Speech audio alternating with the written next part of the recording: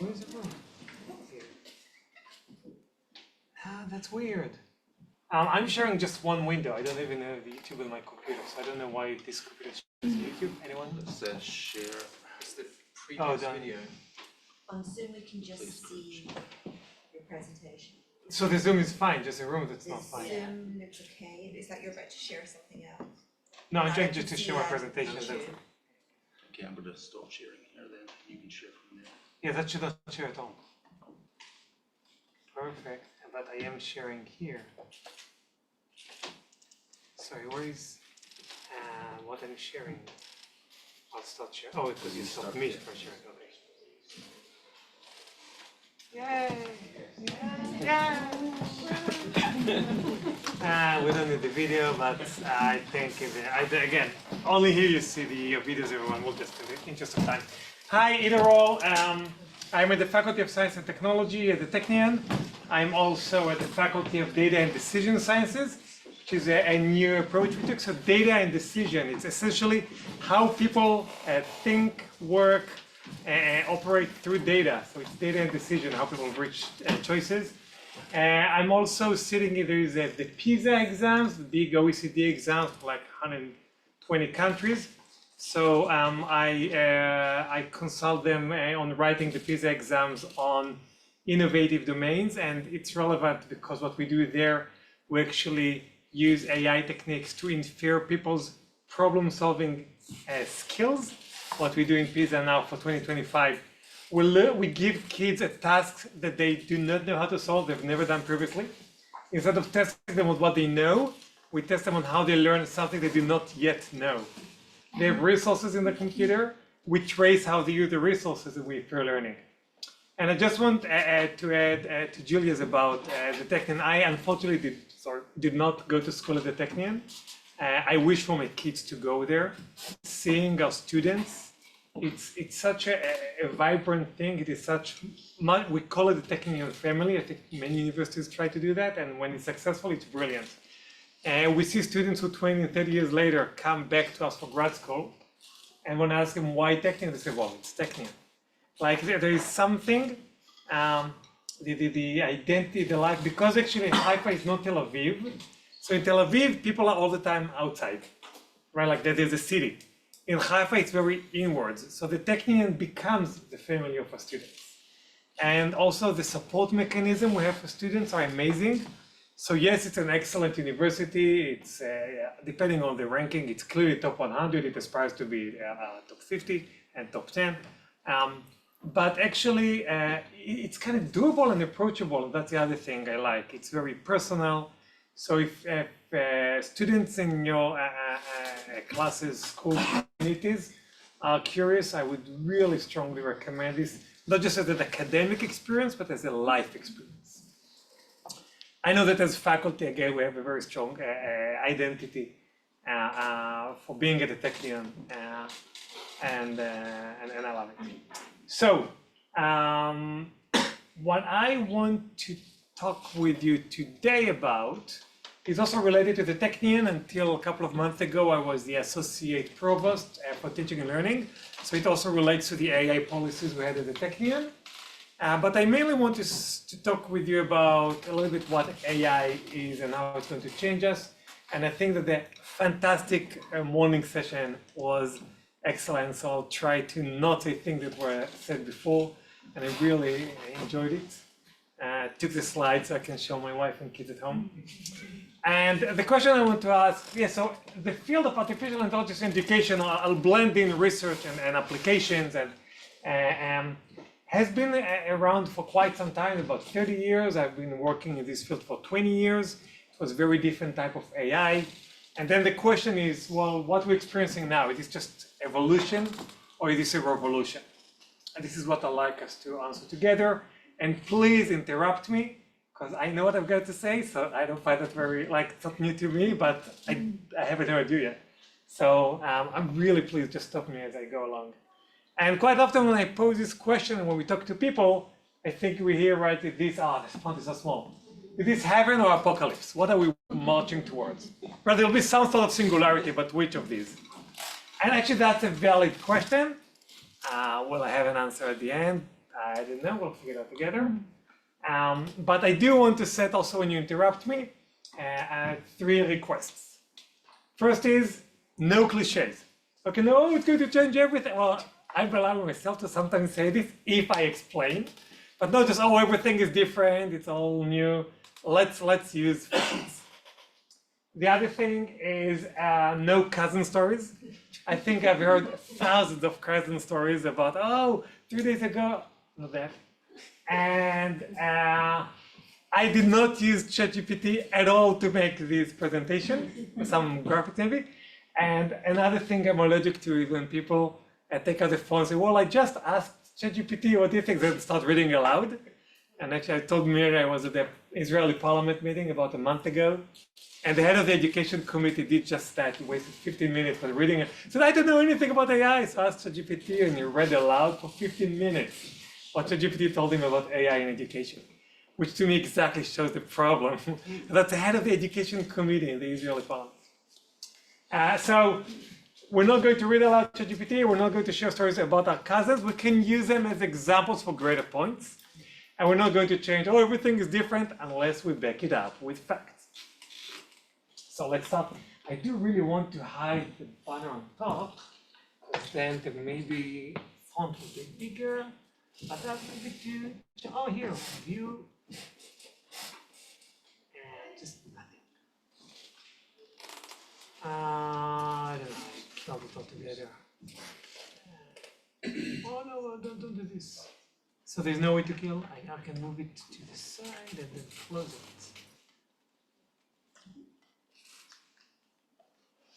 Yeah, slightly better. Just full screen here. No, screen. Okay. So, is it more of the same? 1455, the press machine comes along, of course, changes education. 1895, radio. And then 100 years forward, PCs, personal computers. And then we get the internet about at the same time. And what's interesting about these 4 technologies, and there's some examples, yeah, everybody expected everything to change. So this is the hole on the wall, started here in England, the Sugata Mitra. We don't need schools anymore. People will just have access to computers, figure out everything. I'm not a big believer of that approach. I actually think that the mediation of teachers is the greatest asset of schools. And follow-up studies, those of you who've seen Sugata Mitra's TED Talks on about the hole in the wall, oh, I said it more. He's a big rock star in, it's a very romantic view of we'll just put kids and computers in the same space and miracles happen. And studies that follow up show that yes, beautiful things happen to like 1% of the population for about 2 days. And after 2 days, computers stop working and even this 1% doesn't get anything done. The year of the MOOC, of course, with the massive open online courses, New York Times defined it, everybody MOOCs will kill universities. This is my favorite example, the pressing machine. Pressing machine is called that not because you press buttons, even though that's what you do there, but because Sidney Pressey, a psychologist from Illinois, built this. And this was the first time that we had personal feedback. So how this worked is, people would listen to radio broadcast of lectures, and then they would take this machine with punch cards, as you remember, the card with the holes. And they would, so the punch card would have an answer to the questions. And then they would click the button they think, and if the answer was correct, a lever would go up and advance the number here. So they would get immediate feedback on the answers. And Pressey thought, and he said, that's the end of education. We don't need schools anymore. We can listen to your lectures and then answer and get immediate feedback. And what is interesting is that when we look at online education, it is still very similar, right? We'll have video with multiple choice questions. So not a good sign for online education. He sold a couple of dozens of machines, Sidney Pressey. Later it became more common, such as the teaching machines, Skinner, etc. But yeah, so what's common to these is the first thing is these are generic tools, press, radio, computers, networks. These were not designed for education. is actually interesting. If we look at what's happening in the classroom now, very few things were designed for education. Education people are not good at mass producing things.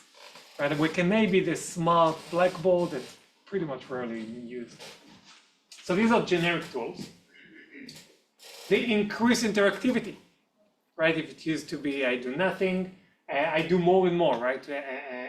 There's more and more room for people to talk among themselves and to be active learners, right? With the computer, I start to be active. With the internet, I start to be interactive with others.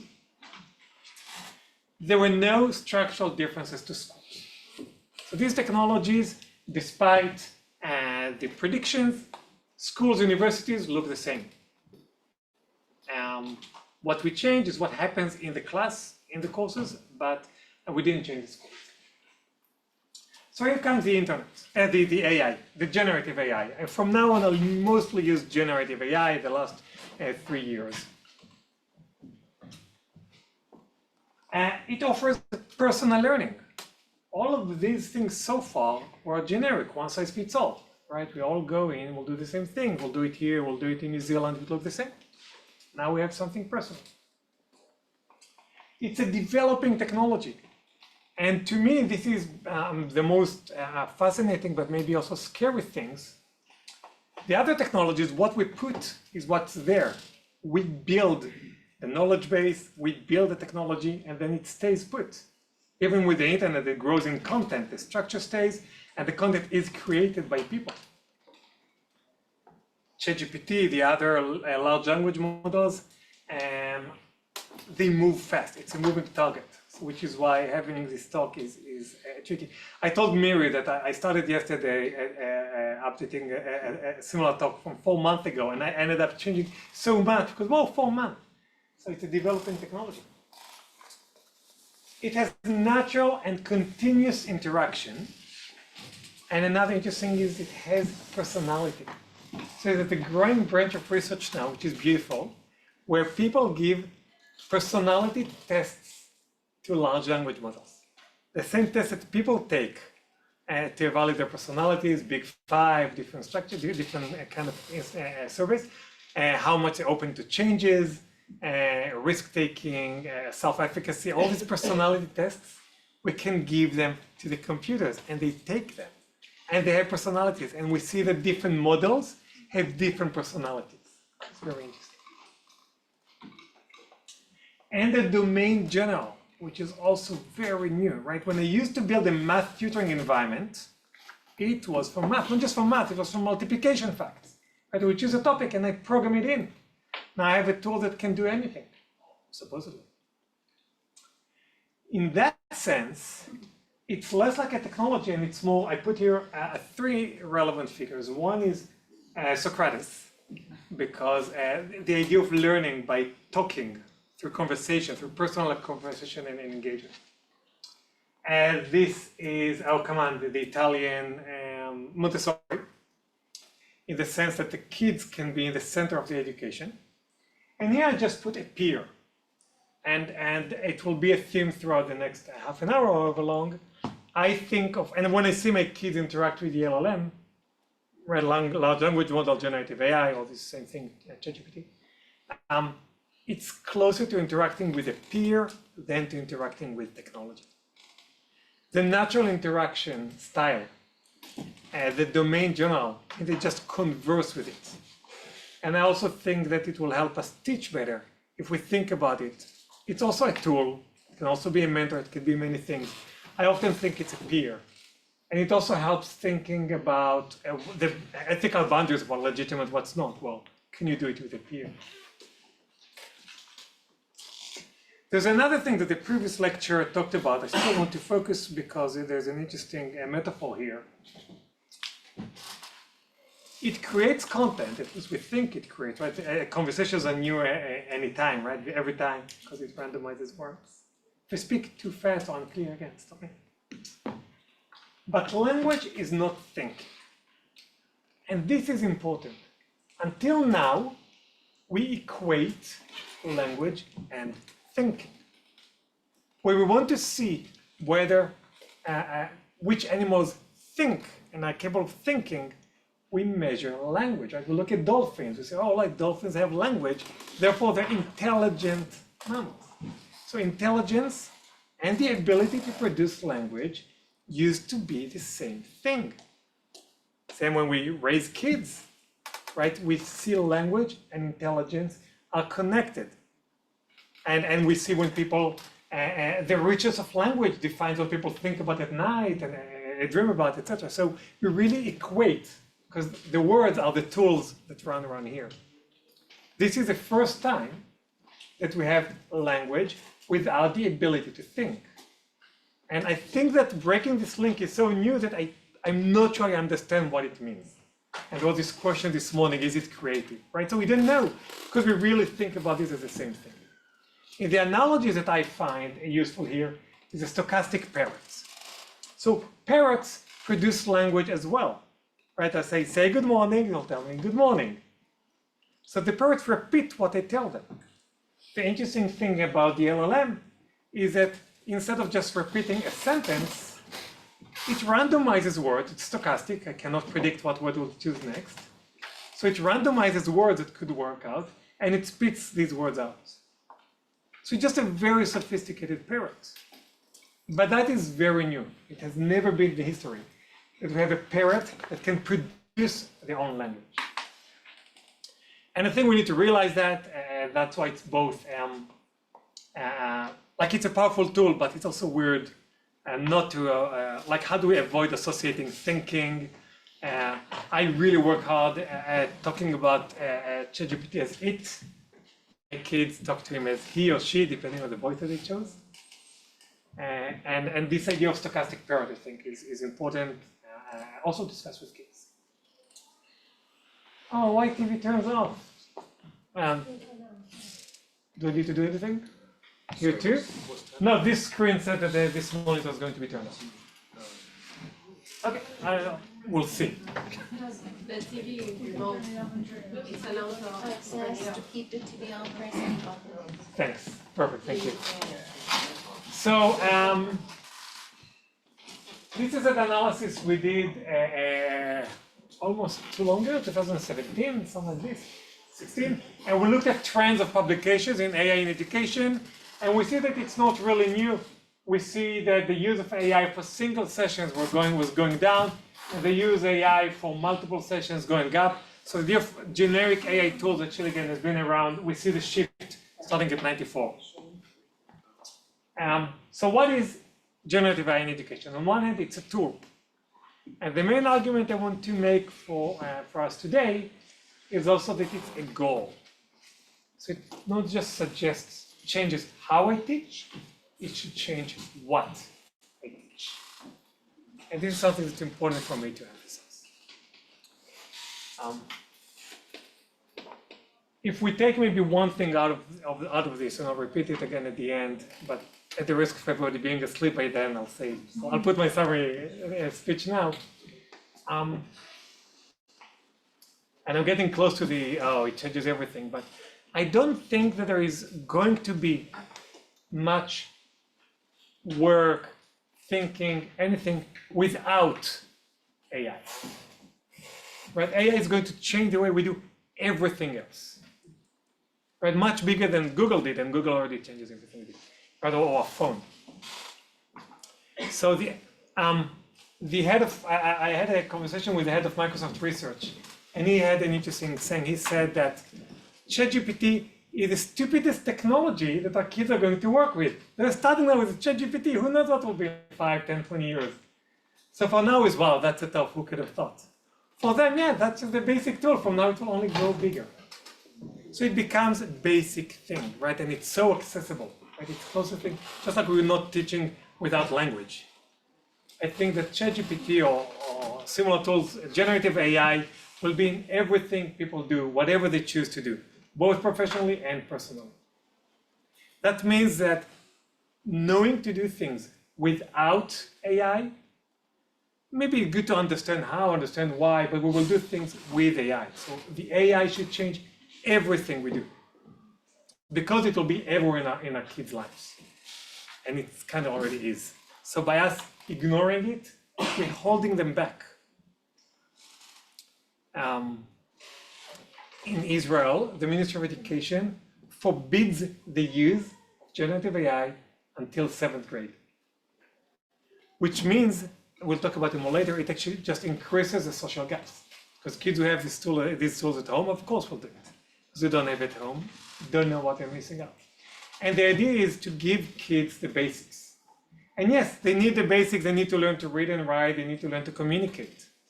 But they also need to learn to work with AI, because they communicate with AI a lot of the time, from a very young age.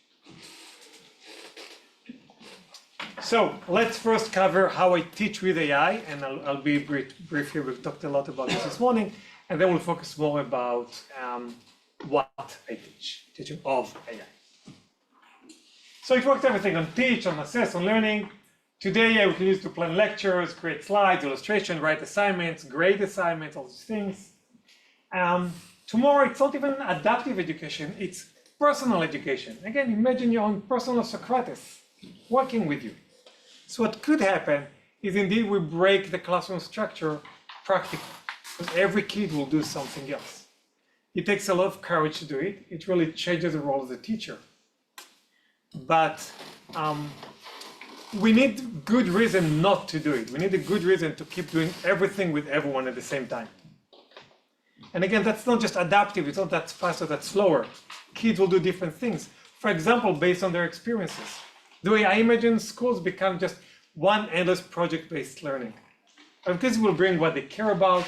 Or we have, for example, a project when we teach math by kids saying what they care about. And if they care about cooking, the math coach will be about cooking. If they care about basketball, it will be about LeBron James. Exactly the same math. So everyone will have their own personal teacher. And leading to a distributed classroom. Also in space, we may be more outside the classroom. The problem is that yes, AI does not know how to teach, and that is a very important thing. Okay, so second lesson, if we have room to take two things, performance and learning are not the same. And AI is built to maximize performance.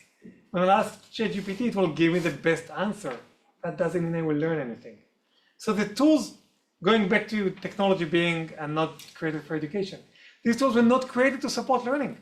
They were created to support performance. So performance is not learning, and it's not self-aware, right? To always say I'm correct. Yeah. So what we do here, I'll skip that in the interest of time. We give ChatGPT a short course in education. We do teacher education to ChatGPT. We tell it, well, you are a teacher, the students are, these are the characteristics of the student, that's a topic. We tell it what pedagogy to use. For example, when you notice a mistake the students made, don't correct the mistake, respond by asking a focused question. We talked about the style, Socratic, supporting, don't send links, right? ChatGPT naturally and other tools will provide links. So no, we want the conversation to be self-contained.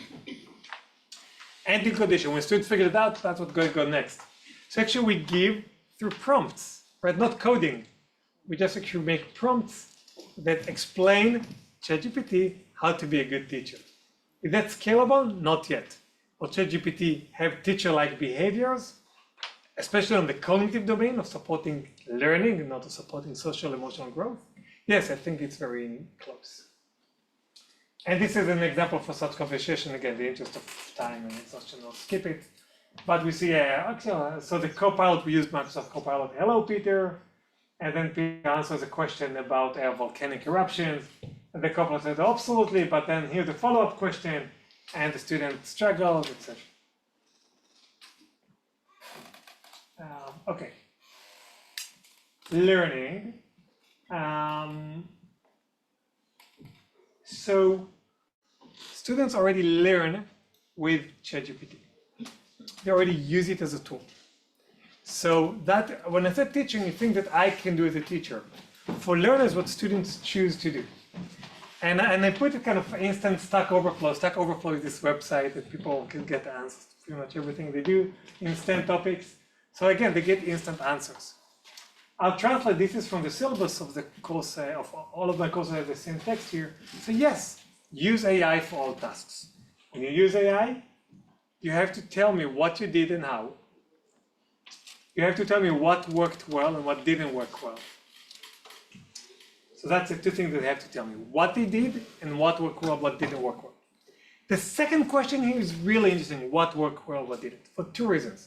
A, it made students reflect on the habits of using AI.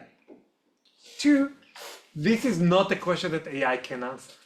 It cannot say, I didn't do good this, it didn't help me with that. So if I just asked what you did with AI, AI can still answer the first question and make up stuff. AI cannot say what worked well or didn't work well. So I get students to meta reason about their learning. And of course I tell them that the responsibility is on them. What they submit has their signature. And that no disclosing that they used AI is cheating.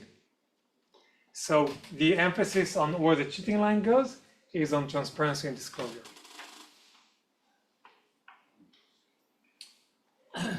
Tomorrow, I think we'll get an increasing number of domain-specific AI tools, even though we see that indeed these tools such as ChatGPT do more and more. Again, the morning lecture used Midjourney for images, used Sono for the music, etc. And we'll see more and more of that. Again, I look at very historical tools, look different than math tools. Actually, LLMs are pretty bad at math right now. And the challenge is that they'll be able to do everything. I'm not sure I know then what we can do if the AI can do everything.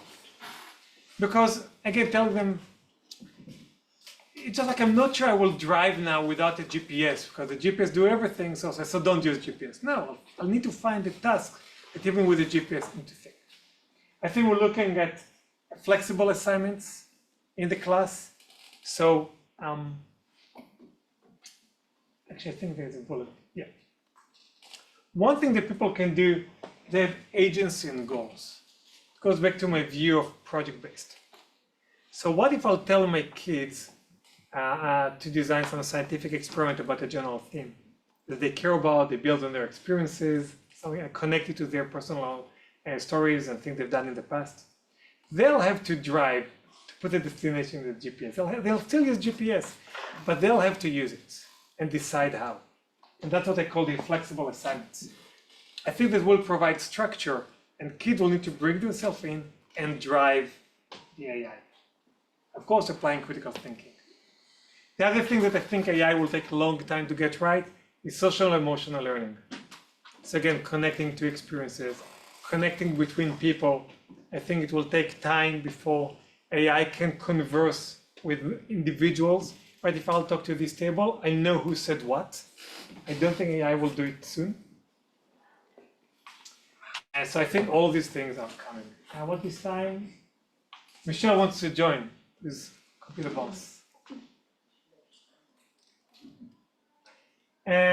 Assessment, we talked about what we can do now. One thing we actually recommend to do in the technical, which is interesting, and I think it's easier even in K-12 with slightly smaller classes, we randomly check students orally, like we talk with them about their assignments. So I honestly am sure that many kids and students in my case cheat and let the AI do their assignments. I'm also sure that if I tell them not to, they'll still do it, just don't tell me. So it's kind of like as a father that prefer my kids to tell me what they do instead of just hide it from me. Same for the AI. I know that my students will do it, I'd rather them share with me. But if they don't share, so what we do, I'll take like 10% of the students and I'll have them explain to me their answers without looking at the answers. And they know that, and I choose the 10% at random. And if they can't, they're in big trouble. By the way, we do the same for group projects. We know that every group project has freeloaders who let others do all the work. So I'll talk to individual people in the group to make sure they know what's going on. So again, I'll do the same. Tomorrow, one thing we do is interesting is the idea of conversation-based assessment. So I assess by talking with the LLM. What we imagine is this testless, unobtrusive over time interaction. So if I have an AI agent. It keeps track over time. It can analyze growth, learning patterns, strategies. So I think that over time, tomorrow maybe it's a bit too soon, maybe it'll take a couple more days, but I think we may get further away from exams into ongoing unobtrusive assessments. And I think that's a good thing. That's much more realistic.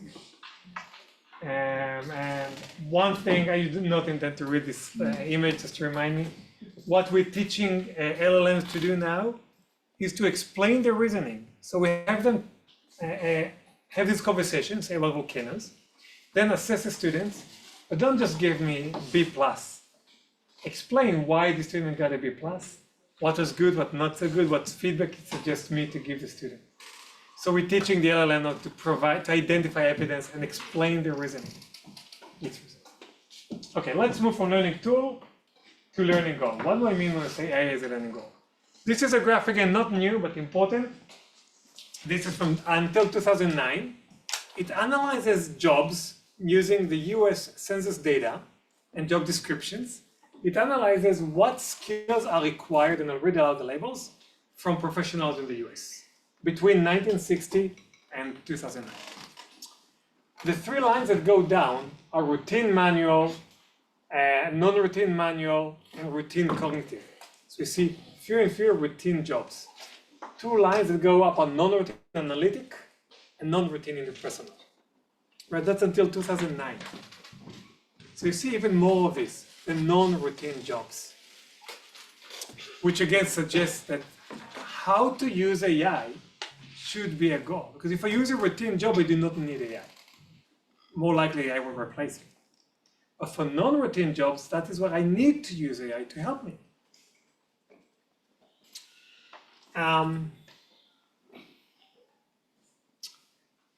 So the just like if we look at the American Standards for Science, the NGSS, they split the science topics. I need to understand Newton's laws, and they have scientific practices, such as I know to identify evidence, etc. I think we have the same thing now. We'll have how I use AI tools in the discipline, right? How do I write a song, right? We saw the beautiful example. How do I do it? How do I talk math within AI? How do I check that the AI gives me correct math? But actually, for my kids are really big on that because the AI keeps giving them rubbish. So they need to learn how to test the AI for math, which is not easy. And general practices such as critical thinking, prompting. How do I talk with AI? How do I merge sources? So we talk about AI literacy. The concept of literacy is from before the 50s. It was solely about reading and writing. Now we look at literacy more broadly. We talk about the ability to communicate as a functional member of society. So it includes reading, writing, argumentation, listening. The point about literacy is that literacy people say that it's grounded and contextual. It's not just talking, it's using what I have in my environment to communicate to achieve my goal. Literacy people differentiate between also the traditional literacy. If I know vocabulary, that's language. Literacy is using the language to achieve goals. So now literacy is seen as using whatever it is I need to use to achieve my goals.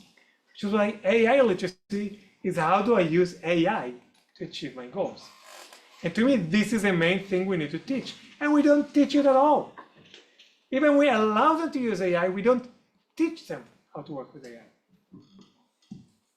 I had a student who said that what she would like to do at the Technion.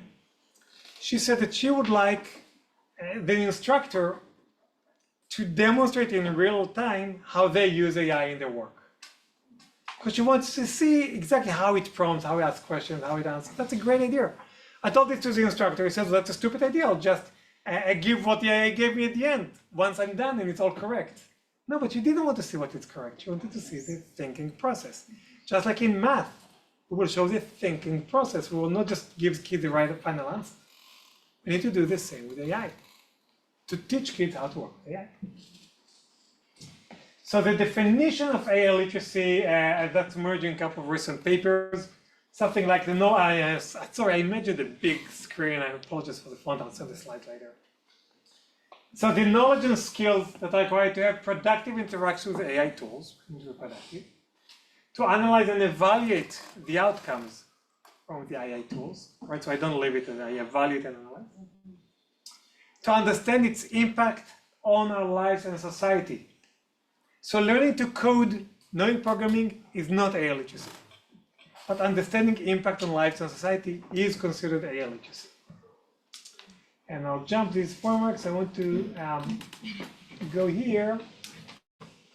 AI literacy is very tightly coupled with other forms of literacy. Information, oh, sorry, I don't know why it's orientation. Sorry, all these should be literacy. Information literacy. So knowing how to, for example, fake news versus facts. It's highly related to AI. Language literacy. I need to know to speak. I need to reading comprehension to understand what Chat is telling me. And digital literacy. I need to be comfortable with technologies. So all these are related. These are forms of literacy that we should make sure our students acquire within disciplines. It may look differently in math and in art. So here's the analogy that I like to look at this. Let's go 100 years back to the car. And when the car started, and again, actually in Europe it was Volkswagen. Well, actually you're from everyone around the world. In the US it's quite interesting. Railroads were taking out to encourage the car industry, thanks to Mr. Ford. And what we see is 3 types of knowledge. One is driving, and Emmett will say what it means. That's how I drive the car. So, for example, how do I get it to do what I want it to do? How do I control it? That was true to the car 100 years ago. That's true for the AI today. How do I use it? The engine. I don't need to learn to fix it, but how does it work? Why does it make mistakes? In the case of AI, it makes biases, such as the images we saw. So understanding why it makes mistakes helps me fix it. What do we do when I have errors? Right, again, how do I check it? So I need to understand the engine. The third conversation is about roads. And this is interesting because the conversation about the roads, that's impact on society, did not happen 100 years ago with cars. And I think that had we had this conversation as a society, we might not have been today where we are. Because of pollution, because of the number of people that get killed every day by cars. Because we released a beast, we thought just a couple of people going to have automated horses. I don't think that people realize the death toll that's associated with that. We now do the same, right? We have a tool that helps us draw images. We don't know the impact on society, and this is a discourse we must have and must engage with our students. What is the impact on society? What is the impact on me? What information is collected about me and why? How is it being used? Is it really over? As long as I don't do anything wrong, I'll be fine? There are amazing stories here. I'll just share 2 examples. There's a story in the U.S., tens of them, hundreds of them, about parents who discovered that their daughter was pregnant because she got vouchers for a Target, for the big department store, for diapers. Because the department store analyzed her shopping or using their card and realized that, well, she got a pregnancy test kit 8 months ago. Now they try to send a diaper coupons. And that's how the parents discovered. Another example, Facebook sells ads for gambling to people who are susceptible to addiction. And it will sell ads or present ads for sugar and sweets for people with diabetes. It knows that because it uses our data to train its models. So I'm helping this happen. So this we need to realize that. Who owns my data? What is collected? Do I consent for it? And of course, dispositions, regulations, access, our kids need to think what they think about. Again, and Elon Musk is a good example of a person that personally I don't agree with a lot. Who should have access to AI? There's something interesting. Technology always broadens the social gap. We think the opposite, and it broadens the gap. So Wikipedia is a good example. Wikipedia says, finally, the world knowledge is at the fingertips of everyone. Well, to use Wikipedia, I need to know, preferably English. It's much better resource. I need to have technology. I need to have internet. I need to know how to search. Right? With YouTube, I need to have broadband. So technology ends up being much more accessible to people who are more privileged. Is this going to be for AI? Because that will be really a problem. That's because it's so powerful. We need our kids to think about these things. So who should have access? How transparent is it? Again, the example in the morning was OpenAI is not open at all. Is it okay? So what's next? And I'll start wrapping up. There's an elephant in the room, and my big point is that we need to talk about it with our kids at home and in the schools. We need to be explicit. What is legitimate use? We need to define norms and processes. This is how we, again, in schools, this is okay, this is not. This is how you become transparent and acknowledge what you did. We need to define the goals. What are we teaching? Right? I still teach multiplication table even though I have calculators. But I also say at some point just use calculators. You understand multiplication table, move on. Same here, I'll still teach reading, writing, everything. What are my goals then with AI? How does it change my goals? And go beyond binary. I'll give it, and give choice to teachers. I want to show an example. That's from a discussion that Amir and I and others in our faculty led about, what is the one we do? Yes. For example, I can use AI to think and plan, to do research, to help writing, to improve style, to write for me. These are different things, different skills. So write for me is probably wrong. The other right, but also how do I do it? Right? Asking AI to do research is different than asking AI to think with me about ideas. It's different than asking AI to give me feedback on what I put there, different than stylistic comments. How do I use that? How do I teach kids to do that? So beyond binary. It's not helpful to say yes to or no to AI. It should be what and when and how. In terms of institutional support to the Technion, we're big believers in local initiatives. I think because we can't design a solution, it's grassroots. So we encourage faculty members to do what they want. We give them some time to do it and resources. Time is important. We encourage them to evaluate. We evaluate what they do. We will try to learn from what people do so we can generalize. So I'm very curious to hear about initiatives of how to use AI. Challenges, yes, it is not a teacher. It confuses B.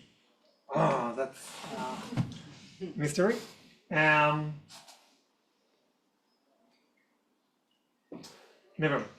AI is not a teacher. And I tell it to my students, they should know that they cannot trust AI to be a teacher. It confuses between performance and learning. Again, it will increase social gaps, like technology is doing it, because of experiences, access, language. Many ethical challenges, we talked about the biases. I'll give an example soon. And it's proprietary, meaning companies have rights. Vanderbilt University in the States is ahead in its teaching and learning center, considered the best, one of the best in the world. And they actually disabled the use of AI detectors. They had AI detectors to test on students. We do it at the Technion. They disabled the AI detectors. The reason is that AI detectors were found biased. Because AI detectors learned from common English from the resource, they're better at understanding the English of native English speakers. And people who are not native English speakers and people in other languages, the detectors are over-suspicious towards them. So these biases affect us practically. So how do we solve that? It's tricky. But yeah, so it's not solved. How would the classroom look like? It's not just more of the same, it's always the best guess, like guessing the weather of tomorrow. Structures, traditions are so strong, I don't think we're going to get rid of the brick and mortar, this type of space anytime soon. I think we'll have much more active learning, and I think there'll be much more out of class learning.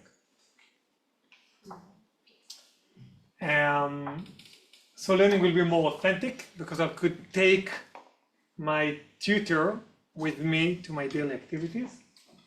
It will be much more diverse. Year to year I could change, I could build on previous things. It will be more interesting to teach in that regard. It will be more personal and mainly more interdisciplinary. We create disciplines because it's easy for us to define knowledge, right? To create these trees. Once we have general AI, even for me, the teacher, it will help support students in things I do not know enough about. So it will allow us to blend topics much more and to blend learners much more. I would love for, right, and I'll give a university level example.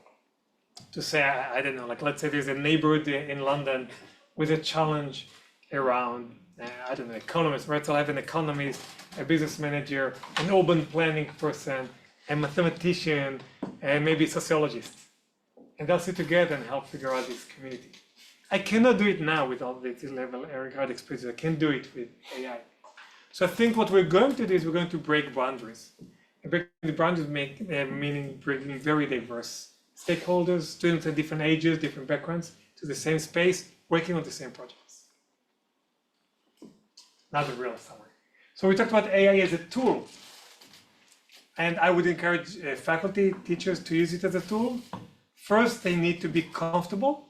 When I teach teachers in my courses at the Technion, first thing we do is we sit around the table and they use AI. It's amazing how many teachers have not used AI. I'm not going to get any of you out of the closet now, but that's okay, right? They fall into AI, can do everything, then it gets scary, so they don't touch it.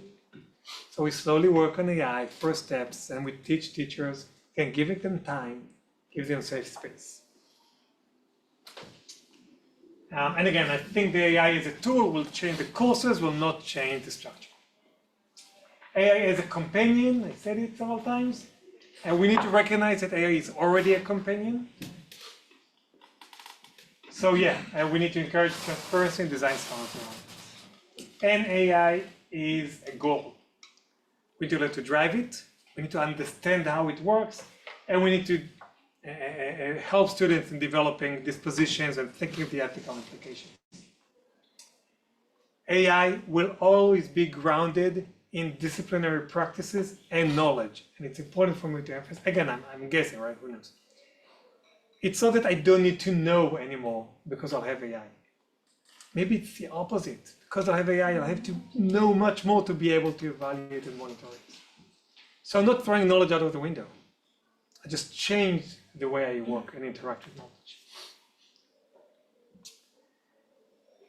A nice way to think about it is that it changes what knowing is. Right now we know that. I know that 2 + 2 is 4. I know when the French Revolution takes place. Instead of knowing that, we're knowing with. I need to learn to think with AI to generate my ideas. So it's knowing with. And the last point here is that every decision we make has implications. Releasing AI will change what students do. Telling students not to use AI will change what they do. Drastically for life later. Like we have to bet one way or another. But we can't just sit on the fence and watch. Because sitting on the fence has implications. For example, our students will not be ready. Maybe that's good. Maybe we don't trust AI. We think it's a Bitcoin. But it will have implications. And that's what I had to say. Thank you.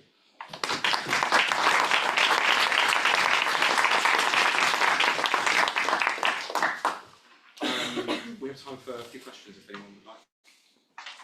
Will we do the Zoom one? Sure. Let's do the Zoom ones, yeah.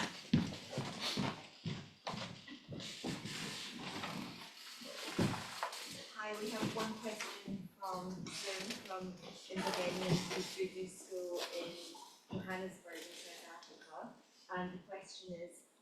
can we effectively teach students to use AI as a tool while still ensuring they develop critical thinking skills? That is a really good question. So right, I'll just repeat the question. How do we use AI as a tool, ensuring the students also apply critical thinking? So one thing, again, I'm a big believer in modeling. Now, that is, again, the same case for math.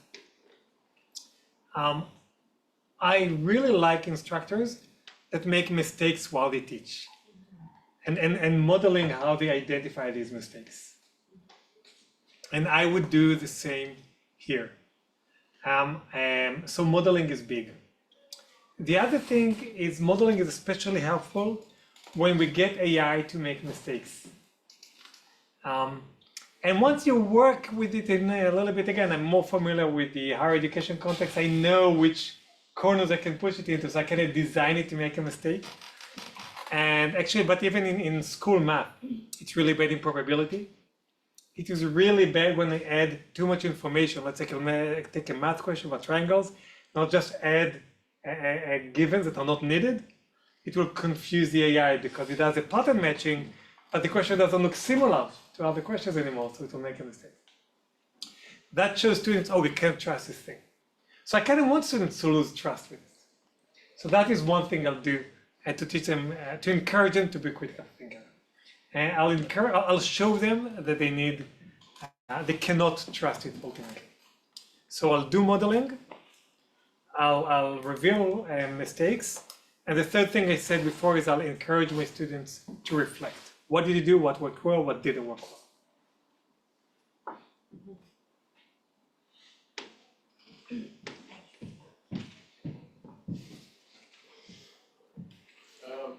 There is some instances where I'm interacting with AI and I get a response like at the point of writing this response, I do not have information regarding your question. I'm just curious on how often or what the degrees of update or feedback. I'm just keen on that. Sorry, and your name and where you're from? Oh, sorry, I'm Jordan. From? South Africa. Okay. Thanks for being here. So how often these models are being updated? Daily. They're constantly being updated. Yeah, again, that's actually sometimes annoying because sometimes they prepare examples. I have a student working with me. She is actually working in Google and doing her degree with me. And we said, we'll write a test for AI literacy. So we had examples of which tasks AI can do or cannot do. And every week she would come back to me, oh, the tasks are not good anymore, now it can do it. For example, ChatGPT, 2 weeks ago they released search, or last week they released search with ChatGPT, so now ChatGPT can do search like Google. Yesterday they released another thing. They released different audio interaction. Every week they release new things. I personally think that there are two main things I think are coming. One is personalities. I'm surprised it's not there yet. So I said we now know that it has personality. I think it should be pretty easy to design personalities. So I think we'll get there. The other thing I think we'll have soon is better history. So AI now doesn't, again, it starts its conversation new. ChatGPT is even more extreme than that. I can have multiple conversations, one will not know about the other. I think we're going to have a more fixed history, that I'll have my ChatGPT and I'll talk with it and it will know what it said 2 weeks ago and a month ago and about a related topic. So I think, but it's being updated by the day, and it's really good.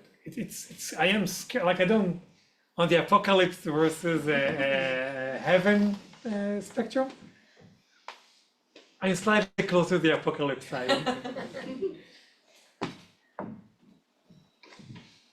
And name and location, please. Hi, I'm Craig from South Africa. I just have a question regarding your need for the personalities of the AI. What utility would they actually serve, especially if you have such a broad spectrum of them?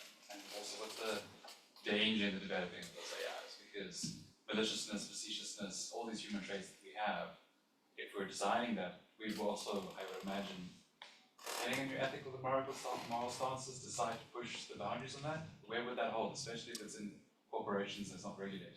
Yeah, so it's first of all, I really think we need to regulate. I actually think, and Europe is starting to move in that direction. The rest of the world is not getting close or getting further away. The reason I'm closer to apocalypse is moderation, lack of regulation and moderation. Some of these tests, and I can show you later, found, and I was surprising, that most models are conservative. I was a bit surprised, others too. I'm not putting any judgment on that, because I thought that the internet would be more liberal leaning, and somehow being trained on the internet still made it more conservative. Probably the reason is, again, it's a statistical model, so the words it picked are words that repeat a lot, and so these are things that conform to the norm. So I need to know that my students are learning history from a conservative teacher. Again, maybe okay, maybe not okay, but I need to know that. I need to know when I push them to be creative, that it's more likely to have this kind of creativity, but not other kinds of creativity. Or that will generate examples. The conservatives are also what leads eventually to the biases, again, because it goes for the most common thing. That's why it generated male programmers with glasses, because that was common. So I think what the personalities will allow us to do are a couple of things. First, we just need to be aware of this. Second, because I think we'll develop relationship with the AI, and I think we will develop relationship with the AI. I have a relationship with my coffee machine, that's different, but at least I can control it. But I really like it. Mega head about my coffee machine a lot in the last 2 days. I think we'll have a relationship with the AI, and I think that's how companies will make money. So again, I'm not saying it's necessarily good, we need to be aware of this. There's a beautiful AI agent called, I'll check later. I forget at the moment. It's an app on the phone. It already has a history and a single thread, so it talks with me. My son taught me it, so we both had it. It calls my son, and it actually uses the phone screen, not an AI screen. It really calls my son to ask how he's doing and how it feels. We'll get closer to things. So what we'll get to is AI replacing, and I'm sorry to say the word replace, but some social relationship. So that's why I think it will have personality. So we really have to learn, how do I quantify personality? How do I know who my kids are interacting with? So I think that's unavoidable. I don't like it, but I think it's unavoidable. That sounds terrifying. Yeah, it's Black Mirror, right? Like, Yeah, very much. I have a quick question. At the Sorry, just beginning, 1 second. at the beginning, you mentioned that we need to rethink this paradigm of language and thinking being the same. Yeah. And I think it's an important question because we need to foster critical thinking, but then we need to kind of, again, rethink this paradigm. So what are your thoughts about that? Like, how do we do this? I don't know. Sorry, your name, where you're from? Victoria from Costa Rica. Nice to meet you.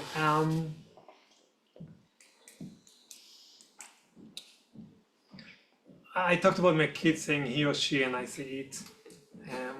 And I talked about showing that it can make mistakes, and the mistakes it's making are deep. Okay, actually, I do have a good answer for this. I was at a discussion at the Israeli Ministry of Education about how to use AI to help teachers, very similar to what we saw this morning. And it's interesting, Israel has an independent network of schools for the ultra-Orthodox schools. And there are some challenges there. Kids in ultra-Orthodox schools in Israel do not learn math, do not learn science, they only learn biblical studies. So there are 4 different networks of schools in Israel. There is the public one, there is Orthodox, there is the Arab one, there's the ultra-Orthodox. The Orthodox are the ones that don't need to take any studies that are not religious studies. And this Office of AI in the Ministry of Education was able to work with teachers in these ultra-Orthodox schools to use AI to help them write worksheets about the Bible, etc. And we have big discussion, is this good or bad? And they said, well, it's good. They're slowly opening up to technology. And I think that opening up with technology without understanding it is risky. What I'm going to say now is an opinion, it's not a fact. I think that there is no objective or agnostic technology. I think that technology comes, these capabilities are always dangerous. We cannot just put guns without talking about gun laws. So the same for AI. I think when we understand sources of biases, it helps understand that the fact that there are words doesn't mean there is knowledge. And I'll give a very simple example. Admission to university. We want to make sure that every student that comes into the university graduates, or we don't want to lose students. It's also not for the students to accept students and then not graduate them. So students from rural areas have lower chances of succeeding at the Technion. That's true everywhere in the world, because for rural areas they had less access, etc. If I'll build an AI tool to optimize my admission, what it will do is look at the zip code and immediately block everyone from rural areas, because they have lower chance of success. So I took a bias and I made it more extreme. I'll block women from studying computer science, because statistically there have been less of that in the past. If I do not understand these processes, if I do not understand the engine, I will not know to be careful about that. Now it's even more extreme, because let's say I tell it, don't use gender, because I don't want to bias against women, so I don't give gender in the model to predict success. Women are more likely to study biology, men study physics. So the model will do, it will accept kids with physics and not with biology. It looks very gender neutral. Girls with physics will also go into the Technion, and boys with biology will not. But essentially, again, I just created the gender bias. So if I do not understand how these things work, I will not notice the biases, I will not be able to fix them, and they're everywhere in our lives. So because language and thoughts are not the same, I need to understand how the language is produced to be able to tackle that. It's not enough to learn how I use AI. I need to understand how AI works to be able to tackle it.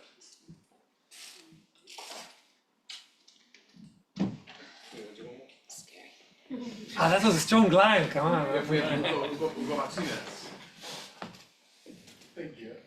Joe again. No, I tend to encourage them. By the way, I often engage with AI with quite a number of different tasks. I'm going to leave a challenge to everyone. Often my challenge is when analyzing things that are graphical, and that's where I think I find some deficiencies with the models. But what I wanted to say is I commonly challenge people that I engage with to use AI as like a platform for testing your ideas, so you can explore more. It involves your thinking, it involves your research ability, so that you drill deeper into the concept before you can start doing anything, any framework, whatever you want to use, or whatever task. So that's how I normally want to, even in my work, that's how I use AI. I use it to give me a framework, good idea of where things are going, or how I can do certain things, so that I can explore more along that direction that I got from that Right. framework. Right, so